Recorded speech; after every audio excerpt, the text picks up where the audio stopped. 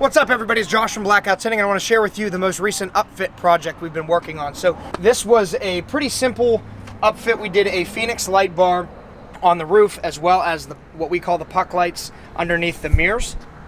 And on the interior, all we did was a center console, as well as a controller, and we installed the radio. So this vehicle is being used not as a full-time police vehicle. It's more like some special use stuff. So they have it set up a couple of different ways. Number one is we can light up the light bar with blue only. We can also do red only. And we can also do red and blue. And that is the light bar and the puck lights on the side. These controllers are completely customizable and programmable, so we can basically make them do whatever you want them to.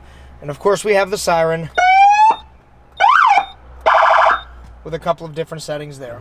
So that's it for what we did on this Silverado. Make sure you give us a call for any of your upfitting needs, whether it's fire department, police department, or EMS. We'd be happy to help you out. Thanks for watching.